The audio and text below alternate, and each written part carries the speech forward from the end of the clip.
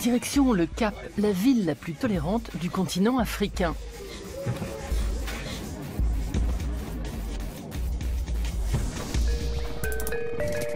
Nous sommes dans le quartier de Wynberg, au sud de la ville. C'est dans un magasin de tissus que nous retrouvons Angel O, performeuse et déesse trans autoproclamée.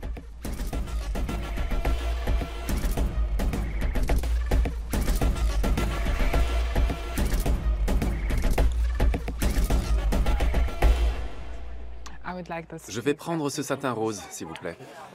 Oui, combien de mètres? Environ 8 mètres. Vous pouvez me couper 2 pièces de 4 mètres chacune. C'est pour quoi faire? Pour une chorégraphie.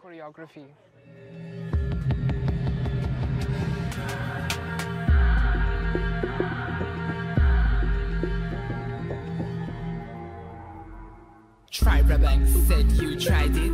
Don't try to hide it. Can you read your brain hard drive while you fried it? You're my sacrifice, I made a kiss and foul. Take the shackles off my inner child. Angel O a baptisé sa musique néo-pop, un mélange de glamour pop et de basse musique expérimentale, mêlée de questions identitaires radicales. En Afrique du Sud, elle est une des grandes voix de la communauté trans.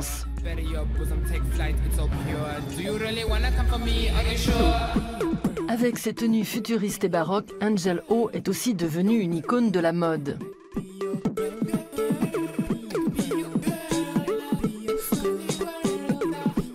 À 24 ans, elle se produit partout dans le monde, de Paris à New York, dans des festivals aux côtés de Boy Child ou en première partie de MIA. Il était temps de lui rendre visite. Entrez.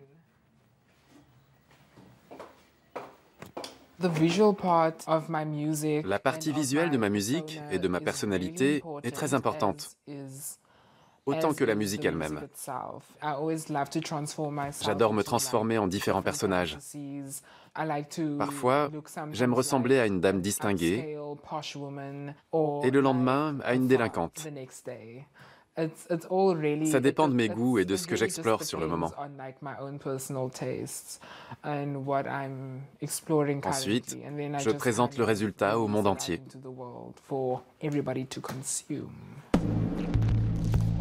Le premier album d'Angel O, Death Becomes Her, vient tout juste de sortir. Un assemblage pop complexe avec un message clair. Ma musique se concentre surtout sur l'identité transgenre. Elle gravite autour du sexe, du glamour, de l'argent, de la célébrité et de tout ce qui va avec. J'ai voulu attirer l'attention du public sur le fait que beaucoup de personnes transgenres subissent des discriminations au quotidien et sont victimes de transphobie.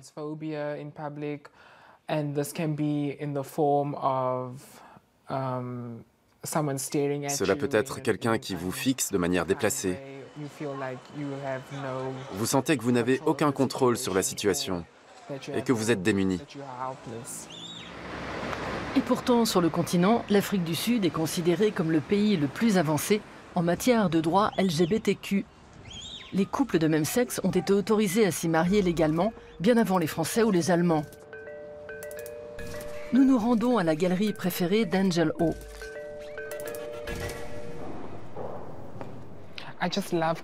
J'aime tellement les couleurs.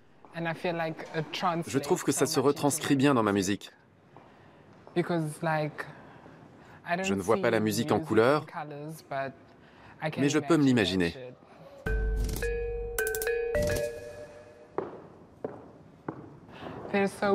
C'est tellement bien fait, c'est fou. J'adore les couleurs et la vie qui s'en dégage. C'est très parlant pour les Sud-Africains, parce que nous sommes des gens très hauts en couleurs et joyeux. Nous sommes à la fois uniques, différents et semblables. Le terrain de jeu a été aplani pour nous. Cette phrase veut dire que nous sommes tous égaux devant la loi. Nous méritons d'être traités de la même manière. La nuit est tombée. Au centre-ville, non loin du District 6, Angel O se produit en concert privé pour ses proches. Une bonne façon de préparer la semaine à venir et les festivals qui l'attendent en Europe.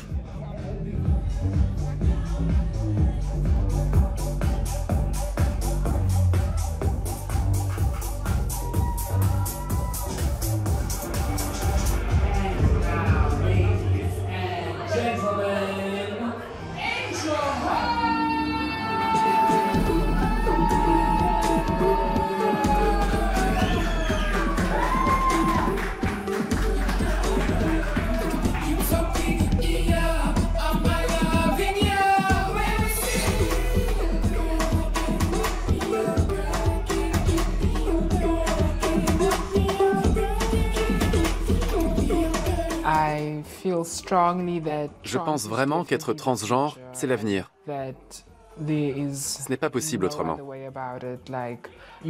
On peut naître en étant affranchi des règles liées au genre que la société nous impose. C'est le type de message que je veux diffuser jour après jour.